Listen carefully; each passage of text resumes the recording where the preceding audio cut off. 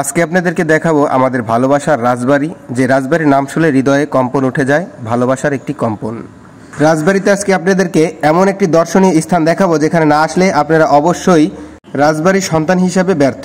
আমাদের পদ্মা নদী ঘিরে রাজবাড়ির এমন একটি স্থান জমজমাট হয়ে উঠেছে, সেই স্থানটি হচ্ছে গোদার বাজার, যেখানেই আমরা কম বেশি গিয়েছি। তবে ইতিমধ্যে এখানে এমন একটি স্পট জমজমাট হয়ে উঠেছে তা আপনারা দেখতে পাচ্ছেন। রাজবাড়ী সদর উপজেলার পাশেই পদ্মা নদীর পাড়ে এই গোদার বাজারটি পূর্ব থেকে বর্তমানে ধীরে ধীরে আর উন্নত হচ্ছে। এখানে আপনারা পাবেন নৌকা ভ্রমণ সহ বাচ্চাদের খেলাধুলার ব্যবস্থা সহ সব কিছু। বর্তমানে এখানে আরেকটি নতুন স্পট হয়ে উঠেছে, যেটি হচ্ছে পদ্মা পুলক নামে পরিচিত। তবে এখানে মজার ব্যাপার হলো 30 টাকায় নৌকা ভ্রমণ করতে পারবেন এবং বিকালে এখানে ঘুরতে এলে নিজের মনমুগ্ধকরভাবে নিজেকে ফুটিয়ে তুলতে পারবেন এবং প্রশান্তি পাবেন নিজের কাছে। তো আমি নিজে গিয়ে ভালো লাগলো, তাই আপনাদেরকে আমন্ত্রণ করব যেন আপনারা এখানে আসবেন। এমন ভিডিও আরও পেতে সাথে থাকবেন। ধন্যবাদ।